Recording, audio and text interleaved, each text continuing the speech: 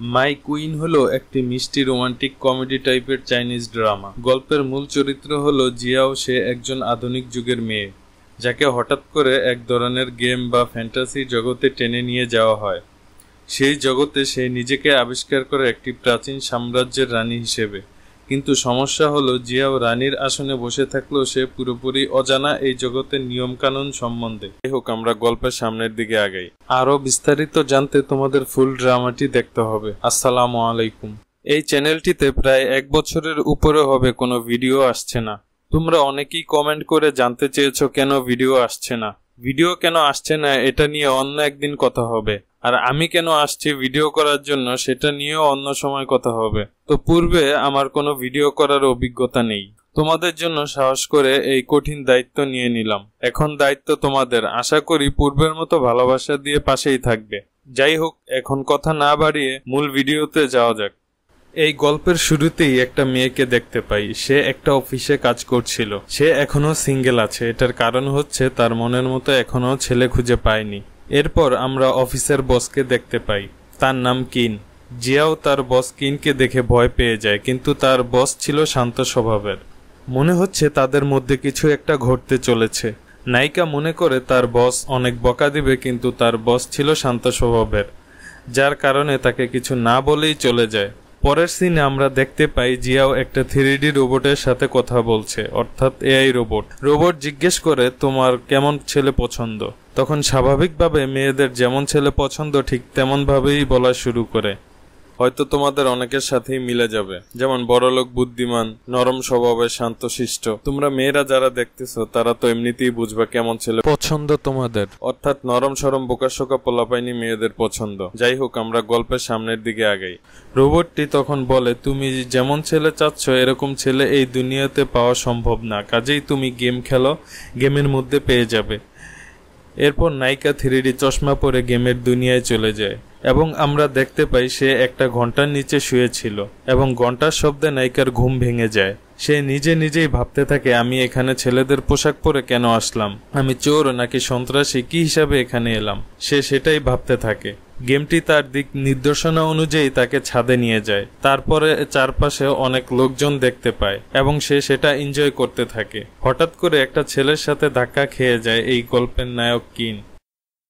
সে বাস্তব দুনিয়া থেকে গেমের জগতে ভিন্নধর্মী। সে এই রাজ্যের 5ম রাজকুমার। সে এখানে ছিল অনেক দুরন্ত, সাহসী এবং চালাক প্রকৃতির। নায়িকা তো প্রথমে ভয় পেয়ে যায়। সে ভেবেছে এটা তার বস, কিন্তু পরক্ষণেই তার মনে হয়ে যায় না, এটা তো গেমের রাজ্য। সে কেন তাকে এখন ভয় পাবে, তাই তার সাথে ঝগড়া করতে লাগে। তখন এক কথায় দুই কথায় মেয়েটির সাথে ঝগড়া লেগে যায়, অর্থাৎ ফাইট করা শুরু করে দেয়। এক পর্যায়ে নায়ক নায়িকার চুল ধরে ফেলে। তখন নায়িকা বলে চুল ধরা এটা আমার সব থেকে বিরক্তির কারণ, কিন্তু যখন চুল খুলে যায় তখন নায়ক দেখে এটা মেয়ে। তখন নায়ক মানে কিন সে নায়িকাকে দেখে পালিয়ে যায়। এটা মনে করে সে একটা মেয়ের গায়ে হাত তুলেছে। তারা একে অপরকে ধরার জন্য ছোটাছুটি করতে থাকে। নায়িকার পিছে আরো 2 জন ছুটতে থাকে। তখন নায়িকা ভাবে তার থেকে টাকা নেওয়ার জন্য তারা তার পিছু নিয়েছে, কিন্তু পিছন থেকে নায়িকাকে তারা মহামান্য বলে ডাকে। তখন জিয়াও বুঝতে পারে সে রাজ্যের রাজকুমারী জিও।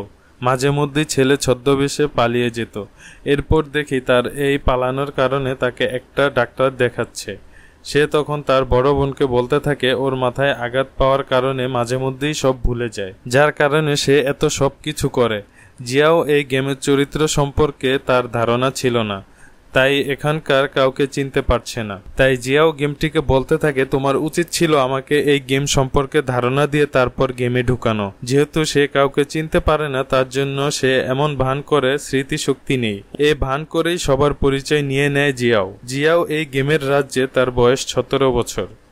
এটা ভেবে সে মহা খুশি হয়ে যায়, সে এখনো ইয়াং। এর পরবর্তী সিনে আমরা কিনকে দেখতে পাই তার সার্ভেন্টের সাথে একটি গোয়েন্দা চুক্তি করছিল। বাজারে কিছু ফুল ব্যবসায়ী অসাধু কাজ করছে, সেগুলো ধরার চেষ্টা করছে। আর এদিকে জিয়াও তো ছেলে খুঁজে বেড়াচ্ছে।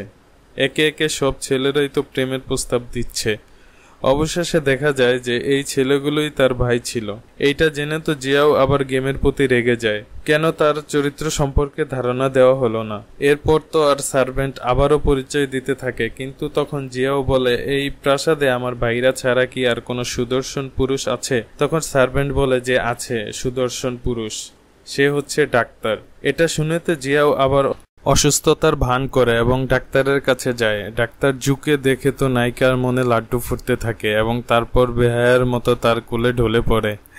ডাক্তার চিকিৎসা করতে থাকে আর এদিকে জিয়াও মিটমিট করে হাসতে থাকে। তখন জিয়াও ডাক্তারকে জিজ্ঞেস করতে থাকে, তোমার কি টাকা পয়সা বাড়ি গাড়ি এসব কিছু আছে? এমন তো অবস্থা ডাক্তার জুয়ের ছেলে এসে বলে মা অসুস্থ। যখন শুনে যে ডাক্তার জু বিবাহিত তখন জিয়াও রেগে যায় এবং বলে, তুমি বাল্য বিবাহ করেছ।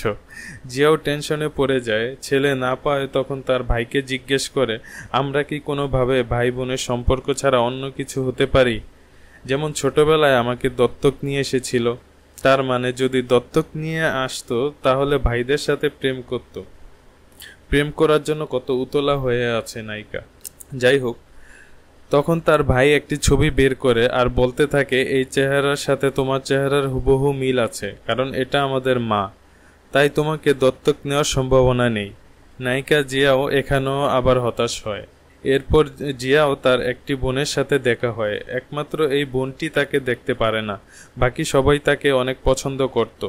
তখন জিয়াও তার বোনকে বলতে থাকে, তুমি চিন্তা করো না, আমি এখানে আমার জীবন সঙ্গী খুঁজতে এসেছি, খোঁজা হলে চলে যাব, তোমাকে কোনো কিছুতে বাধা দেব না। আর বলতে কিছুতেই বুঝতে পারে না, সে ভাবতে থাকে সত্যি সত্যি তার মাথাটা গেছে। আর এদিকে জিয়ার বোনকে দেখার জন্য বিভিন্ন রাজ্য থেকে রাজপুত্র আসতে থাকে।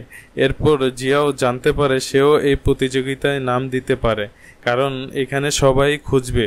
জিয়াও তো এই কথা শুনে খুশি হয়ে যায়। সে নিজেকে সাজাতে থাকে। সব বোনেরা প্রাসাদে আসছিল, তখনই জিয়াও আসে।